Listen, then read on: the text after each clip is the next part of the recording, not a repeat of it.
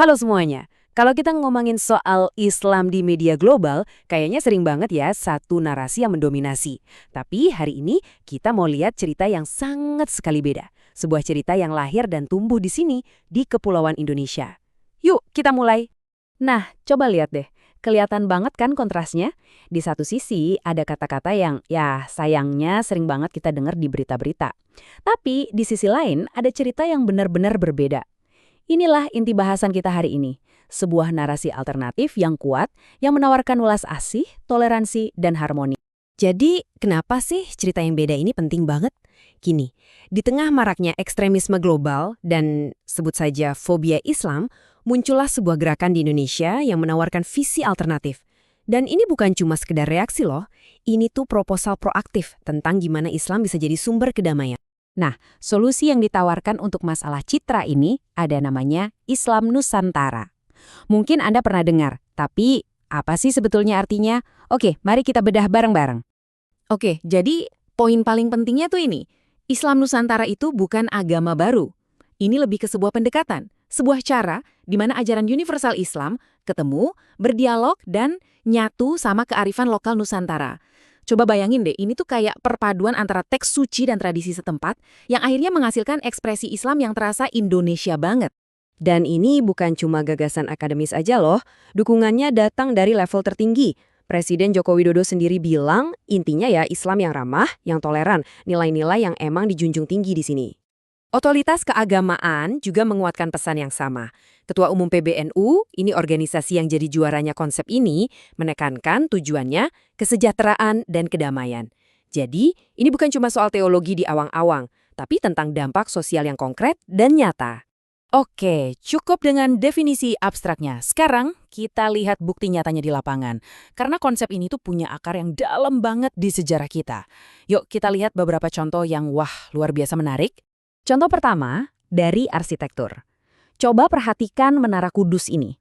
Bentuknya kan lebih mirip pura Hindu-Buddha ya, ketimbang menara masjid pada umumnya. Filosofi di baliknya itu keren banget. Para penyebar Islam awal itu nggak menghancurkan budaya yang sudah ada. Mereka justru merangkulnya. Bentuk luarnya dipertahankan, tapi fungsinya diubah jadi tempat ibadah Islam. Ini proses akulturasi yang jenius kan? Selanjutnya, ini fakta yang luar biasa. Sering banget kan ada perdebatan soal peran perempuan dalam Islam. Nah, di Nusantara pada abad ke-16, kita udah punya Laksamana Malahayati dari Aceh. Beliau itu Laksamana laut perempuan pertama di dunia modern. Dan yang lebih hebat lagi, dia memimpin armada para janda perang. Ini bukti telak kalau Islam di wilayah ini sama sekali nggak menekan peran perempuan di ruang publik. Perlawanan itu nggak selalu pakai senjata. Kadang perlawanan itu datang dalam bentuk tulisan. Kenalan yuk sama aksara pegon. Ini huruf Arab yang dimodifikasi buat nulis bahasa lokal kayak Jawa dan Melayu. Jadi pas penjajah Belanda mewajibkan huruf Latin, para ulama dan santri pakai pegon ini kayak semacam kode rahasia buat komunikasi yang nggak bisa dibaca sama kolonial. Ini benteng intelektual yang keren banget. Tentu aja ya, namanya juga gagasan besar pasti ada pro dan kontra. Istilah Islam Nusantara ini nggak luput dari perdebatan. Nah, sekarang kita coba lihat berbagai sudut pandangnya secara adil dan netral.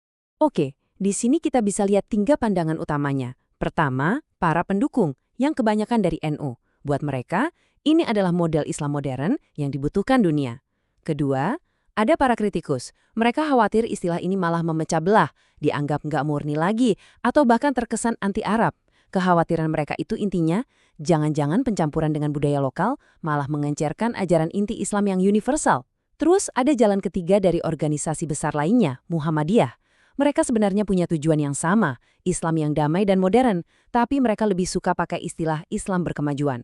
Bedanya apa? Kalau Islam Nusantara fokusnya adaptasi terhadap tempat, Islam berkemajuan fokusnya adaptasi terhadap zaman. Pertanyaan ini yang membawa kita dari perdebatan di dalam negeri ke relevansinya di tingkat dunia. Jadi sebetulnya, ini tuh produk unik yang cuma ada di sini, atau sebuah proses yang bisa diterapkan di tempat lain juga. Kenapa sih perdebatan internal ini jadi penting di panggung dunia? Ya karena Indonesia secara sadar mulai memposisikan Islam Nusantara bukan cuma sebagai identitas, tapi juga sebagai alat diplomasi budaya. Ini dia prinsip-prinsip intinya, yang diyakini bisa jadi penangkal ekstremisme. Ada tawasud atau moderasi, tasamuh atau toleransi, tawazun atau keseimbangan, dan iktidal atau keadilan. Ujung-ujungnya semua ini tujuannya satu, menciptakan harmoni dan nunjukin wajah Islam yang penuh kasih sayang atau rahmah. Jadi, ini bukan lagi sekedar wacana ya. Ada upaya yang sadar dan didukung pemerintah buat mengekspor model perdamaian dan moderasi ini. Tujuannya untuk menawarkan narasi alternatif yang kuat buat melawan ide benturan peradaban yang sering kita dengar itu, yang seolah-olah Barat dan Islam ditakdirkan buat terus berkonflik. Dan kita tutup bahasan kali ini dengan sebuah pertanyaan buat direnungkan bersama. Di tengah dunia yang kompleks dan seringkali terpecah belah ini, mungkinkah jawaban yang kita cari-cari selama ini justru datang dari sebuah pendekatan yang udah teruji oleh waktu selama berabad-abad di sini di Nusantara? Coba kita pikirkan.